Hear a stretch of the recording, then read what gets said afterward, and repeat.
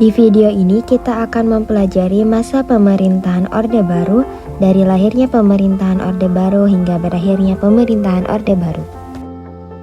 Lahirnya pemerintahan Orde Baru. Orde Baru merupakan sebutan terhadap masa pemerintahan Presiden Soeharto di Indonesia yang berlangsung dari tahun 1966 hingga tahun 1998. Orde Baru merupakan sebuah era pemerintahan yang muncul untuk memperbaiki kondisi negara yang kacau akibat Orde Lama atau pada masa pemerintahan Soekarno. Untuk memahami lahirnya Orde Baru, mari kita mulai dengan memahami latar belakangnya. Pada tahun 1960-an, Indonesia dilanda krisis politik dan ekonomi yang serius. Rakyat menuntut perubahan. Sehingga lahirlah Tritura.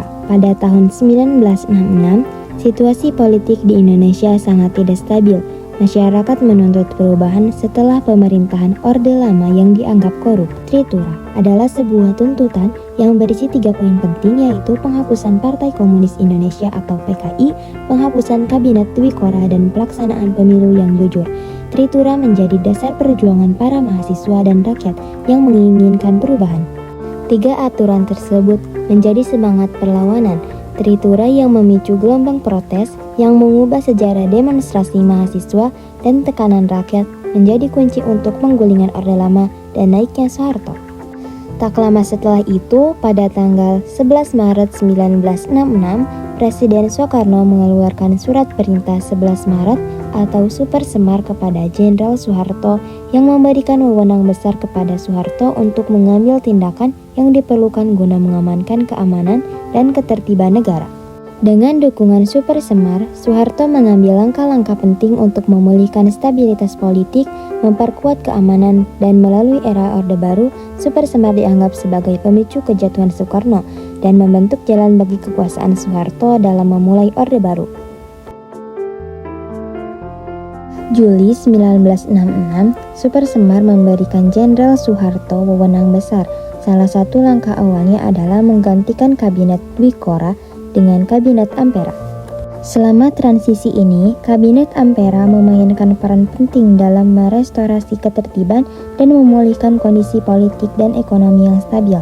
Kabinet Ampera menjadi salah satu simbol transisi menuju Orde Baru. Era ini membentuk panggung awal bagi Indonesia menuju masa depan yang baru. Dengan perlahan, Soeharto memulihkan stabilitas politik dan membentuk Orde Baru yang ditandai dengan pemilu pada tahun 1971, menandai awal resmi era ini fokus pada pemukulan ekonomi dan kontrol yang ketat. Seiring berakhirnya Orde Lama dan berdirinya Orde Baru, Indonesia mengalami perubahan besar dalam sejarahnya. Pemerintah ini berkuasa selama lebih dari 3 dekade sebelum reformasi pada tahun 1998. Presiden Soeharto selaku pemegang kekuasaan atas pemerintah Orde Baru berusaha keras untuk menata kembali sistem politik di Indonesia yang mengalami perpecahan antar partai. Presiden Soeharto menerapkan beberapa kebijakan yang ditempuh selama pemerintahan Orde Baru. Yang pertama, pada bidang politik, Jenderal Soeharto mengambil alih kepemimpinan Indonesia dan mendirikan era politik Orde Baru. Dia mengkonsolidasikan kekuasaan dan memastikan stabilitas politik. Salah satu langkah penting adalah penghapusan PKI atau Partai Komunis Indonesia yang dianggap sebagai ancaman besar. Ratusan ribu anggota PKI ditahan dan partai tersebut dinyatakan ilegal. Orde Baru juga dikenal dengan kepemimpinan otoriter Soeharto yang mengendalikan pemerintahan dengan tangan besi dan memastikan kestabilan dengan cara ini.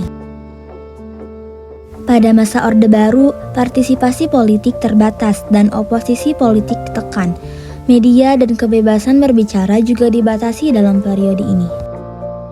Meskipun ada kebijakan pembatasan politik dalam pemerintahan Orde Baru, era ini membawa stabilitas yang diperlukan bagi Indonesia setelah periode krisis. Beberapa kebijakan yang diperlukan pada masa Orde Baru adalah: pada awal Orde Baru, Jenderal Soeharto membentuk Kabinet Pembangunan Nasional untuk mengatasi krisis ekonomi dan politik. Kabinet ini memainkan peran kunci dalam menyusun kebijakan ekonomi yang mendukung pertumbuhan. Pada tahun 1965 sampai 1966, PKI dan organisasi massa terkait dibubarkan secara tegas. Ratusan ribu orang ditangkap dan PKI dinyatakan ilegal. Selanjutnya, kebijakannya adalah Dwi Fungsi ABRI yang mengacu pada fungsi ganda Angkatan Bersenjata Republik Indonesia, yaitu menjalankan tugas militer dan terlibat dalam politik. Hal ini memberikan militer peran besar dalam pertahanan. Orde Baru juga mengadakan pemilihan umum yang dikendalikan secara ketat, meskipun pemilu diadakan pengarah pemerintahan dalam menentukan pemenang sangat kuat. Selain itu, pada pemerintahan Orde Baru menggencarkan penyederhanaan partai politik. Banyak partai yang disatukan ke dalam satu entitas seperti Partai Demokrasi Indonesia dan Golongan Karya dan Partai Persatuan Pembangunan.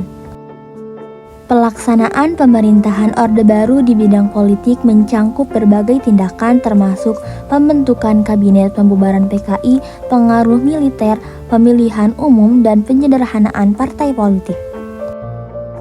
Selanjutnya, kebijakan pada bidang ekonomi. Pada tahun 1967, Orde Baru dipimpin oleh Presiden Soeharto menghadapi ekonomi yang rapuh. Upaya stabilitas ekonomi menjadi prioritas. Langkah-langkah stabilisasi termasuk mengatasi inflasi tinggi dan devaluasi rupiah. Kebijakan tersebut berhasil menstabilkan ekonomi.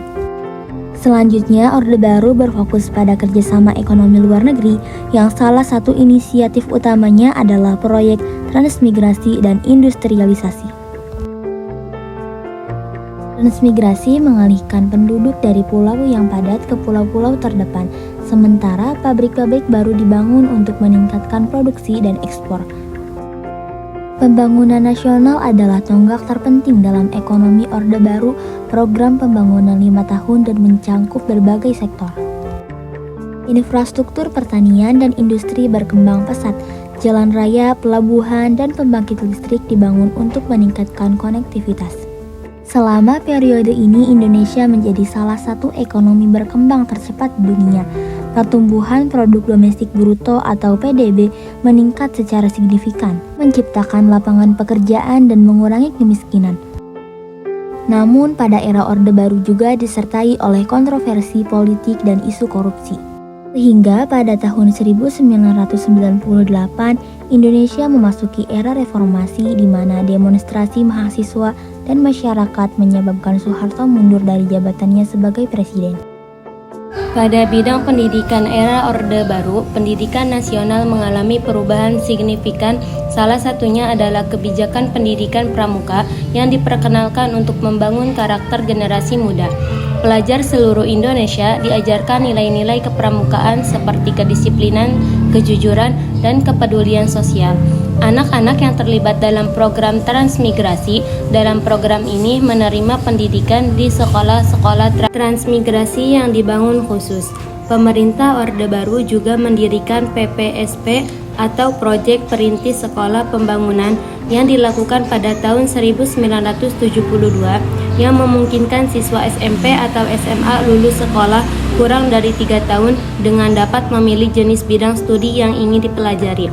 Terakhir adalah kuliah kerja nyata yang menjadi bagian penting dari pendidikan tinggi di Indonesia. Ini adalah program di mana mahasiswa kuliah sambil memberikan kontribusi langsung ke masyarakat. Mahasiswa diarahkan untuk mengaplikasikan pengetahuan akademis. Mereka adalah proyek-proyek yang bermanfaat bagi masyarakat sekitar.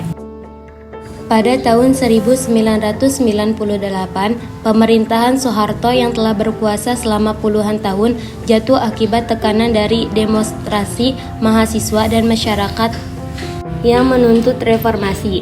Ini adalah awal dari era reformasi di Indonesia. Pemerintahan baru berusaha memperbaiki demokrasi dan mengatasi penyimpangan yang terjadi selama masa Orde Baru. Proses demokrasi melibatkan pemilihan umum, kebebasan pers, dan partisipasi lebih luas dari masyarakat. Di samping pencapaian positifnya, masa Orde Baru juga dicirikan oleh penyimpangan seperti korupsi dan pelanggaran hak asasi manusia. Penyelidikan dan upaya rekonsiliasi terus berlangsung untuk menghadapi warisan penyimpangan tersebut. Hari ini Indonesia terus berjuang untuk mencapai perkembangan ekonomi yang berkelanjutan dan meningkatkan tatanan demokrasi.